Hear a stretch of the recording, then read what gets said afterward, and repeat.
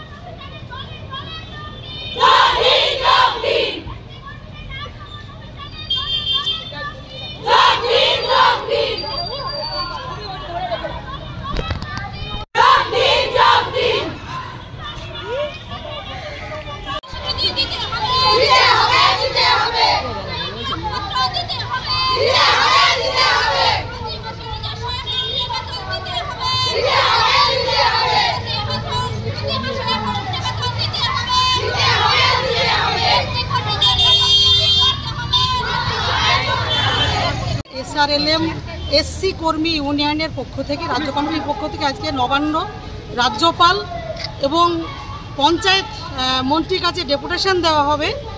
SC কর্মীরা তারা কেন্দ্রীয় প্রকল্পে কাজ করলেও রাজ্য সরকারের দায়িত্ব প্রচুর, এবং আমাদের মূল দাবি হচ্ছে এই কর্মীদের সরকারি স্বীকৃতি দিতে হবে, কর্মক্ষেত্রে হয়রানি বন্ধ করতে হবে, নিজস্ব অ্যাকাউন্ট দিয়ে তাদের নিয়োগপত্র দিতে হবে, কাজের পরিধি বাড়ানো চলবে না, যখন তখন হয়রান করা, ছাঁটাই করা, হুমকি দেখানো এগুলো চলবে না, সরকারি স্বীকৃতি দিতে হবে। যেহেতু এরা মানুষের জীবন জীবিকা যাতে সুষ্ঠুভাবে চলে, এই জীবন জীবিকা মিশন সুষ্ঠুভাবে পরিচালনা করার জন্য একটা গুরুত্বপূর্ণ ভূমিকা পালন করে। ফলে যারা অন্যের জীবন জীবিকাকে সুরক্ষিত করছে তাদের জীবন জীবিকা কিন্তু অনিশ্চয়তার মুখে। নাম দিয়েছে আনন্দধারা, কিন্তু আনন্দধারা এই প্রকল্পে আনন্দ কিছু নেই। চূড়ান্ত বঞ্চনা, হয়রানি এবং আর্থিকভাবে তাদেরকে বঞ্চিত করা হয়। বেতন ভাতা ঠিকমতো পায় না, অত্যন্ত কম বেতনে এরা কাজ করে। ফলে সরকারি স্বীকৃতি দিয়ে ন্যূনতম বেতন 26,000 টাকা দিতে হবে।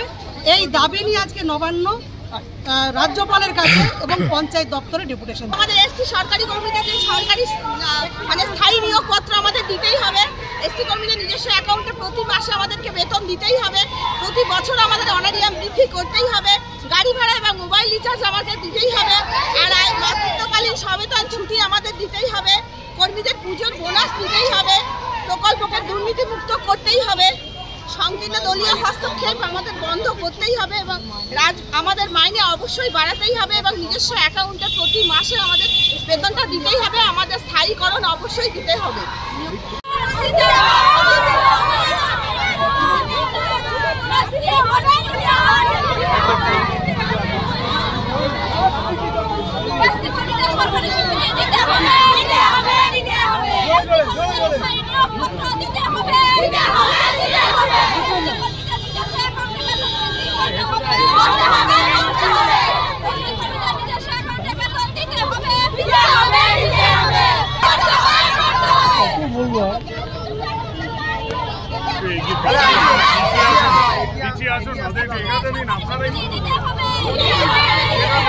জায়গা করে দিলে